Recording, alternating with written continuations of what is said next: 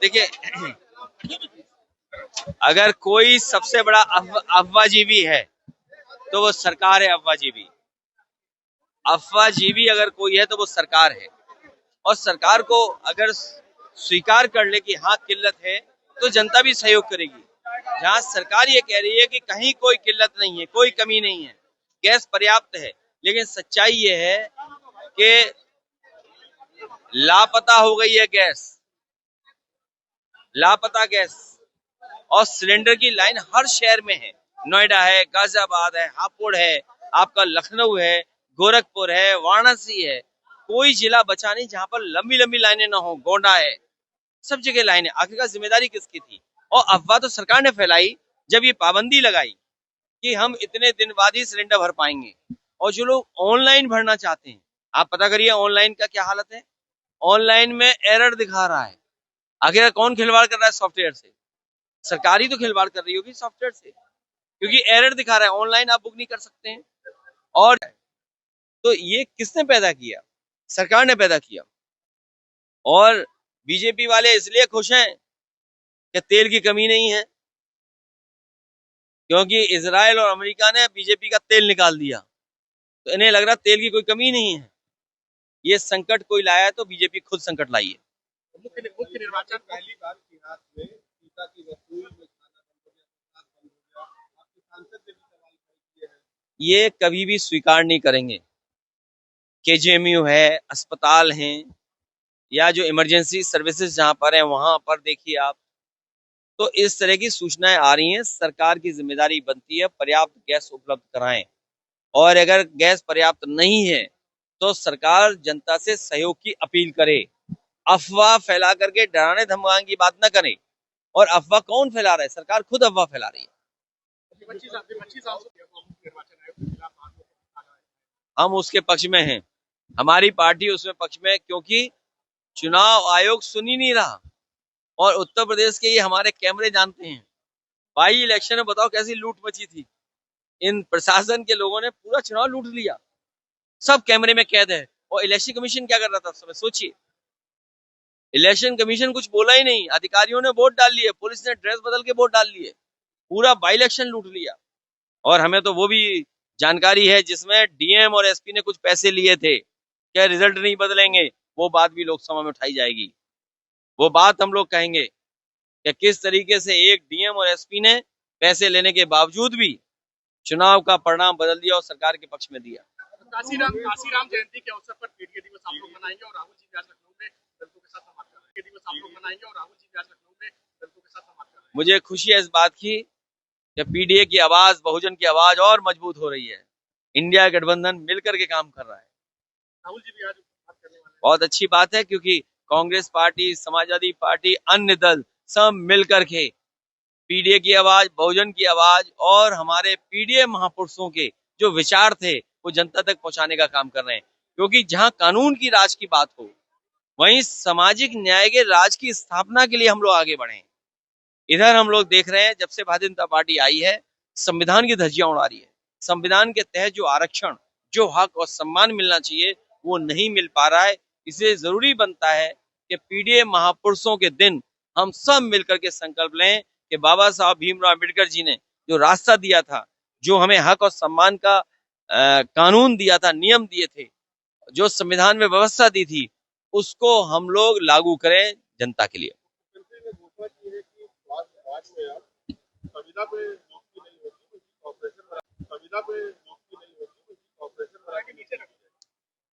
इससे बड़ा फ्रॉडगिरी का कोई स्टेटमेंट नहीं हो सकता। ये सब फ्रॉडगिरी के स्टेटमेंट्स हैं। बहुत बधाई। ये कॉरिडोर ऐसे बने कि लखनऊ में जाम न लगे। हालांकि हमारे डिफेंस मिनिस्टर वो तो प्रयास कर रहे हैं कि लखनऊ और अच्छा हो, यहाँ पर जाम की समस्या ना हो। हमें उम्मीद है कि जो कैंटोनमेंट का जो है एक सड़क, अभी समाजवादी सरकार में हम लोगों ने प्रस्ताव दिया था कि 6 लेन और 8 लेन के लिए डिफेंस से परमिशन मिल जाए। हमें उम्मीद है कि डिफेंस मिनिस्टर उसकी परमिशन दिलवा देंगे। और जिस तरह ग्रीन कॉरिडोर बना है उससे और अच्छी सड़क बनाएं। डिफेंस मिनिस्टर तो अच्छा बनाना चाहते हैं, लेकिन मुख्यमंत्री नहीं अच्छा बनाना चाहते हैं।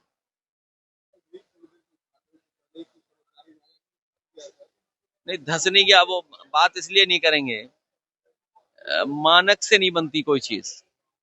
ये ग्रीन कॉरिडोर रास्ता साफ नहीं देगा, लोगों को जाम में उलझा देगा। अब देखिए एनएचआई की सड़क बनी है, मान लीजिए लखनऊ कानपुर की, दाएं हाथ जाने के लिए आपको कितना रुकना पड़ेगा, 2 कट है दाएं हाथ के। अगर आपको उसका डिजाइन का पार्ट बना देते जिससे उन कटों को भी आसानी से ट्रैफिक गुजर जाता। इसी तरह ग्रीन कॉरिडोर का मैं तो जानता नहीं हूं कि डिजाइन किसने किया, लेकिन सुनने में आया जिसने ग्रीन कॉरिडोर डिजाइन किया था उससे कोई अनुभव नहीं था डिजाइन का, बस इन्होंने डिजाइन करवा लिया। तो ये कितना सक्सेसफुल होगा, क्या पुलिस लगा के सक्सेसफुल करना पड़ेगा कि अपने आप में ग्रीन कॉरिडोर सक्सेसफुल है सड़क, वो हमें सोचना पड़ेगा, देखना पड़ेगा। अफवाहखोरी है, ये सब भारतीय जनता पार्टी के लोग शामिल हैं और कोई अफवाह नहीं फैला रहा है। अफवाह सरकार फैला रही है, मुख्यमंत्री जी खुद अफवाह फैला रहे हैं। अगर आप ऑनलाइन रजिस्टर करना चाहते हैं सिलेंडर, तो ऑनलाइन रजिस्टर नहीं हो रहा है, आपको लाइन में लगना पड़ रहा है। ये किसने आदेश दिया कि इतने दिनों बाद आप सिलेंडर भराएंगे? आपको जहां पर्याप्त एलपीजी का इंतजाम करना चाहिए था, लोगों को भरोसा दिलाना था कि कहीं संकट नहीं आने वाला है, वहीं सरकार ने विपरीत काम किया और कहा कि सिलेंडर इतने दिनों में भरा जाएगा, कॉमर्शियल सिलेंडर इतने दिनों में भरा जाएगा। तो अफवाह और फैसला लेने की वजह से ये तमाम कंफ्यूजन हुआ, जिसकी वजह से लंबी लंबी लाइनें लगी हैं। पूरे उत्तर प्रदेश में, देश में लाइनें इसी तरह लगी हुई हैं। सर, आज रक्षा मंत्री राजनाथ सिंह ने ग्रीन कॉरिडोर का उद्घाटन करा है, क्या कहेंगे? मारी गई 2 कर्मचारी को, उसके बाद हाफ एनकाउंटर किया गया है। लगातार दावा किया जा रहा है लॉ एंड ऑर्डर में बेहतरी हुई है। देखिए, मुख्यमंत्री के स्वजाती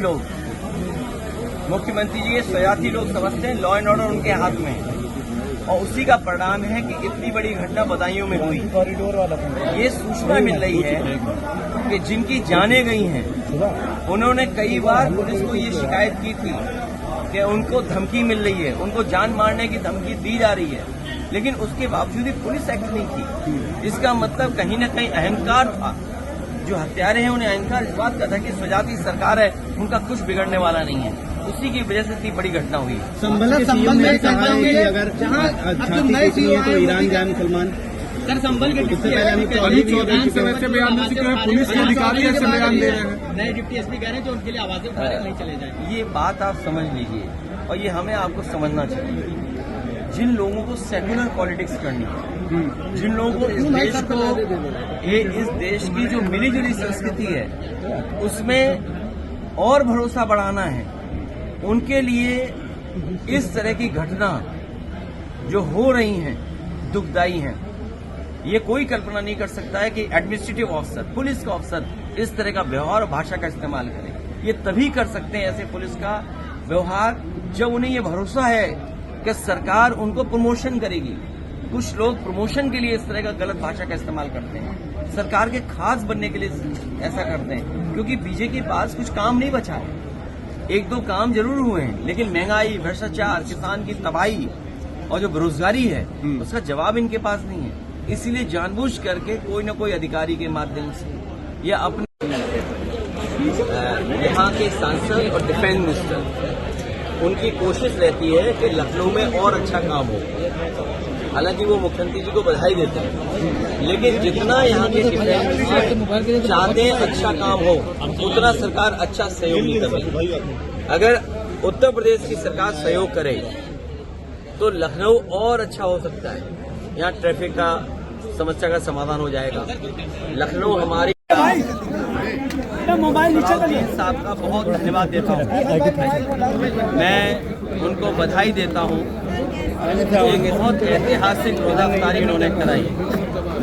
इसके बहाने बहुत सारे शहर और बहुत सारे ऐसे लोग, अरे यार आईडी नीचे कर लो भाई, बहुत जिम्मेदार हैं, न केवल उनके साथ रोज़ा अफ्तारी करने का मौका मिला, बल्कि उनके साथ बैठ करके उनके त्यौहार में शामिल होने का मौका मिला।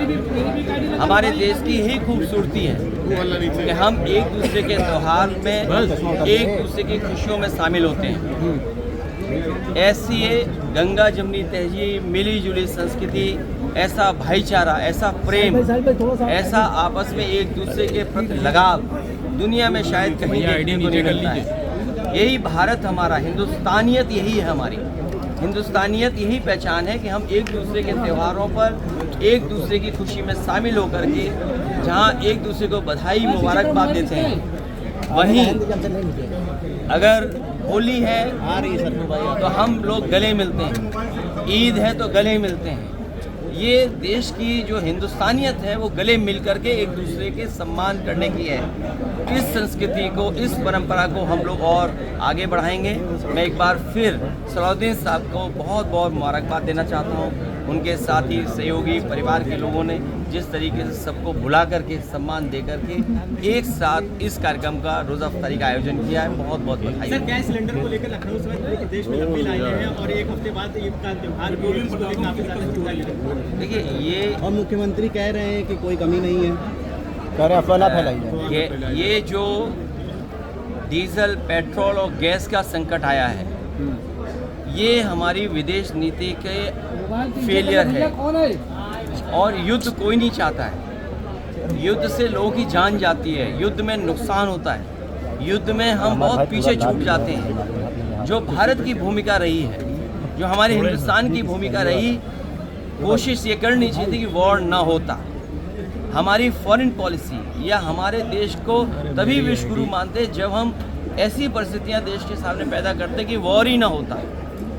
इस संकट और इस वॉर के समय पे कन्नौज से अच्छा आलू कहीं नहीं होता, फरकाबाद से अच्छा आलू कहीं नहीं होता, आगरा से अच्छा आलू नहीं होता। इधर बिजनौर, मुजफ्फरनगर में भी आलू पैदा होने लगा है। उत्पादन के मामले में उत्तर प्रदेश बहुत आगे है। हमारे मुख्यमंत्री जी को होश ही नहीं है, क्योंकि यहाँ गांजा पकड़ा जा रहा है। आए दिन लखनऊ हर दिन खबर सुनने को मिलती, गांजा पकड़ा जा रहा है, विदेशी पकड़ा जा रहा है सर, और 1-1 किलो नहीं, 2-2 किलो, 20-20 किलो ट्रक में छिपा के गांजा आ रहा है। बताइए, यूपी में जब गांजा आएगा, अखिलेश जी गांजा जा कहाँ रहा है? सूत्र आपके जब गांजा आएगा तो आलू पे कौन ध्यान देगा? जब गांजा ही आएगा तो आलू पे कौन ध्यान देगा? यहाँ पे गांजा पे ज़्यादा ध्यान है। और मुझे कहीं ऐसा लगता है ये नए ज़माने का जो प्लेटफॉर्म है, OTT पे कोई गंजागंज सीरियल न बना दे। भाई ऐसा भी हो सकता है कि OTT पर ये जो प्लेटफॉर्म है कोई गंजागंज सीरियल न बनाने लगे। भाई पहले भी कई सीरियल बने हैं, मिर्जापुर वाला बनाई है हम लोगों ने, आपने देखा ही है। तो कहीं इससे प्रभावित होकर के गांजा से, और इतना यूपी में जो गांजा पकड़ा जा रहा है, कहीं OTT पे कोई ऐसा भी कर सकता है कि सीरियल बने और वो सरकार पे अप्लाई करे कि हमें सब्सिडी मिलनी चाहिए। और मैं आपको वादा करता हूँ और ये भरोसा दिलाता हूँ, अगर कोई OTT पर गांजागंज सीरियल या सीरीज बनाएगा तो उत्तर प्रदेश की सरकार, भारतीय जनता पार्टी उसको भरपूर सब्सिडी देगी। मगर पुलिस बेचते हुए सर दिख रही है, मामला सामने है कानपुर में, पूरी पुलिस इसमें शामिल है। और कानपुर में ये पहली बार नहीं पकड़ा गया मामला, पुलिस बन करके तो अभी पहले पुलिस ही शामिल थी गांजा बिकवाने में। जो 100 करोड़ का जो पकड़ा गया पुलिस पर, तो पुलिस खुद शामिल थी। अब बताइए, यूपी की पुलिस अगर गांजा बिकवाएगी और मुख्यमंत्री जी की जानकारी में होगा, ऐसा तो है नहीं कि मुख्यमंत्री की जानकारी में ना हो। कुछ आयोजनों में फ्री होती है चीज़ें, लेकिन ये सरकार ने तो हर जगह फ्री कर रखा है गांजा। फारूक अब्दुल्ला पे फायरिंग के बाद मल्लिकार्जुन खड़गे ने भी विपक्षियों की सुरक्षा के लिए आवाज उठाई, आपकी भी सुरक्षा में। फारूक अब्दुल्ला साहब बहुत सीनियर नेता हैं। ये LPG और जो हमारी एनर्जी सिक्योरिटी के सवाल है, ये सीधा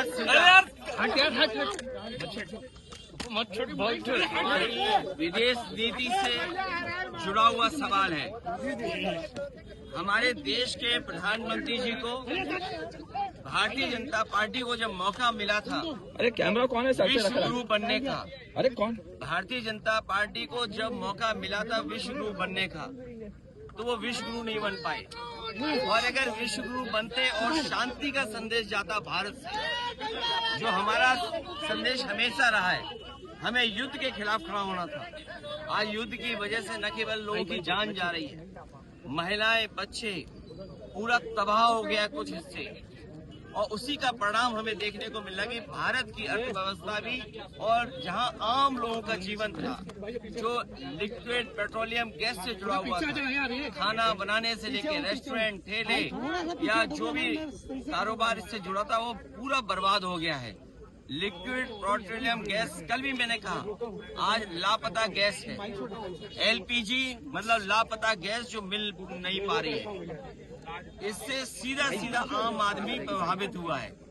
इंडिया सरकार को आज याद आया है, सरकार को पहले दिन ही कहना चाहिए था। इसलिए मैंने कहा कि विश्व गुरु बनने का जो सपना था भारतीय जनता पार्टी का, हमारा देश विश्व गुरु बन सकता था अगर युद्ध न होता। युद्ध को रोकने में अगर प्रयास हुआ था तो आज हमारा देश दुनिया में विश्व गुरु होता। भैया, संभल में मस्जिद में लोगों को नमाज पढ़ने के लिए सीमा रखने की बात कही गई थी प्रशासन की तरफ से, जिसको खारिज किया है इलाहाबाद हाई कोर्ट ने। भारतीय जनता पार्टी नफरत के अलावा कुछ नहीं कर सकती, जबकि सब धर्म हमें एकजुट होने का मौका देते हैं, अमन शांति का पैगाम देते हैं, एक दूसरे के साथ मिलजुल कर के रहें, यही हमारी पहचान रही है। ये हार्मुज से जो स्ट्रेट ऑफ हार्मुज है, वहाँ से कंटेनर छोड़े गए हैं LPG के ईरान की तरफ छोड़े गए।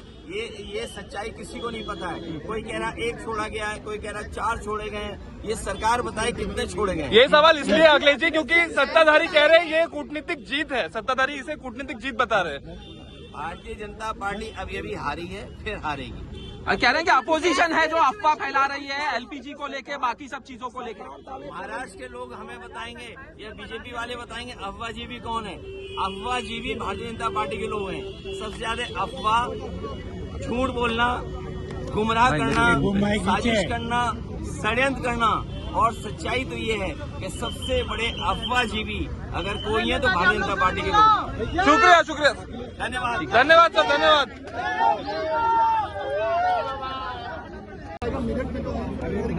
देखिए, जो लोग काम नहीं करते हैं, आज का जमाना क्या है कि लोग नौकरी चाहते हैं, रोजगार चाहते हैं। जो लोग काम नहीं कर पाए हैं, जो नौकरी नहीं दे पाए, रोजगार नहीं दे पाए, जो आज LPG नहीं दे पा रहे हैं, और LPG का उत्तर प्रदेश के लोगों ने तो नया नाम निकाला है, लापता गैस।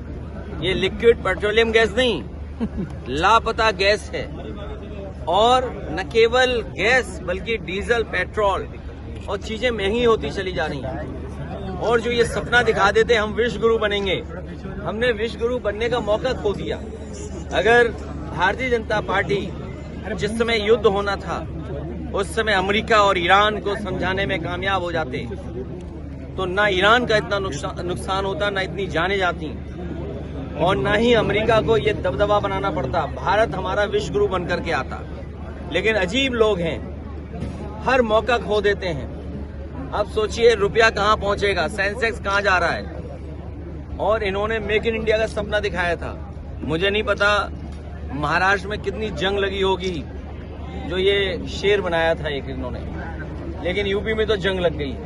और देश के अगर आंकड़े देखें हम लोग तो मैन्युफैक्चरिंग सेक्टर में हम लोग बहुत पीछे छूट गए। इसी तरह डिजिटल इंडिया अपने आप बढ़ रहा है, स्किल इंडिया को कोई पूछ नहीं रहा है। और जो सरकार ने तमाम योजनाएं चलाई थी, जब योजनाएं नहीं हैं और नहीं जनता तक पहुंच रही हैं, इसीलिए धार्मिक बातों को और धार्मिक पाबंदियां लगा करके, नफरत फैला करके, दूरी बना करके और अपना रुतबा दिखा करके लोगों को गुमराह करना चाहते हैं। लेकिन प्रधानमंत्री कह रहे हैं कांग्रेस मिस इन्फॉर्मेशन फैला रही है, झूठ के कारण जो संकट पैदा हुआ। मैं समझा नहीं। प्रधानमंत्री कह रहे हैं कांग्रेस जो है मिस इन्फॉर्मेशन फैला रही है। वैसे प्रधानमंत्री कह रहे हैं अफवाहजीवी में, अफवाहजीवी भारतीय जनता पार्टी में सब शामिल हैं। और याद रखना, यहाँ पे 2 मिनट भारतीय जनता पार्टी राजनीतिक दल नहीं है, ये गैंग है, गैंग। ये गैंग है और झूठ बोलने में नंबर 1 है। और कब कब झूठ बोला है इन्होंने। नोटबंदी से कहा भ्रष्टाचार खत्म हो जाएगा, GST से कहा कि व्यापार अच्छा हो जाएगा, और सबको लाइन में लगाया कोविड में। और आज फिर कौन नहीं जानता कि LPG नहीं है। सब जानते हैं कि रेस्टोरेंट बंद हो रहे हैं, ठेला के जो काम कारोबार करते थे, ठेले वाले अपना काम कारोबार नहीं कर पा रहे हैं, छोटा मोटा कारोबार करते थे, रेस्टोरेंट चलाते थे, होटल चलाते थे, वो सब बंद हो रहे हैं। ये कौन है? और लंबी लंबी लाइनें लग रही हैं और ये आंख बंद करके बैठे हुए हैं। बनारस में जाइए, जहां मंदिर में भोजन बनता था, प्रसाद बनता था, आज वहां एलपीजी नहीं है, गैस लापता है। अयोध्या सीता रसोई में लापता गैस है। गोरखपुर, वहां पर लंबी लंबी लाइनें लग रही हैं। जब प्रधानमंत्री के क्षेत्र में ही लाइन लगी हो तो देश में हर जगह लाइन लगी होगी। क्या मौजूदा सरकार ने सरेंडर कर दिया? असेंबली में जो है धर्मांतरण कानून जो है वो पेश किया गया। आपको किस तरह से महाराष्ट्र कि ऐसे कानून लाने की पकड़ लो ना भाई। मैंने आपसे कहा कि Bharatiya Janata party religious as per ही चुनाव लड़ती है, रिलीजियस एज पे ही काम करती है। उनके लिए कम्युनल एजेंडा सूट करता है। सेकुलर होना मुश्किल है, डेमोक्रेटिक होना मुश्किल है। और सबसे बड़ा सवाल यह है कि भारतीय जनता पार्टी ने बाबा साहब भीमराव अम्बेडकर जी का संविधान और संविधान के तहत आरक्षण और आरक्षण के तहत जो हक और सम्मान मिलता था वो छीना है। लोग उसकी चर्चा न करें, लोग उसकी बात न करें, इसीलिए समय समय पर ये रिलीजियस एजेंडा अपना सामने करते हैं। सर, बंगाल के चुनाव नजदीक आ रहे हैं। तृणमूल की मंत्री शशि पंजा के घर पत्थरबाजी हुई है, भाजपा पे आरोप लगाया उन्होंने। भारतीय जनता पार्टी बहुत पत्थरबाज है पुरानी, और पॉलिटिकल लाभ कैसे लेना ये अपने ही कार्यकर्ताओं को जेब में रख के पत्थर भेजते हैं। प्रधानमंत्री की रैली थी, उससे पहले भी 2 गुटों में झड़प हुई थी। तो प्रधानमंत्री जी के अगर कार्यक्रम में झड़प हो जाए तो फिर देश की सुरक्षा कैसे कर पाएंगे प्रधानमंत्री जी? अखिलेश जी, अब हाईकोर्ट के डिसीजन को किस तरीके से आप देखते हैं, जो बॉम्बे इलाहाबाद बरेली मास्क को लेकर डिसीजन आया है?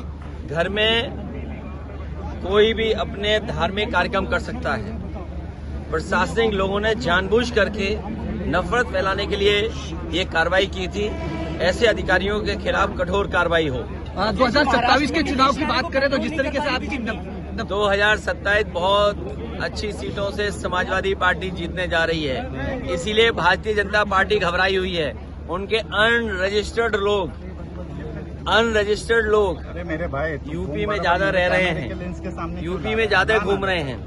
उन्होंने अपनी स्टेट छोड़ दी है। अनरजिस्टर्ड लोग, अंडरग्राउंड लोगों ने उत्तर प्रदेश में ठिकाना बना लिया है। आप जानकारी करना, आपके प्रदेश में कम, हमारे प्रदेश में ज्यादा निवास हो रहा है। सर, मुख्य चुनाव आयोग के खिलाफ इम्पीचमेंट मोशन लाया हम गया उसके है। पक्ष में हैं। चुनाव आयोग बेईमानी कर रहा है।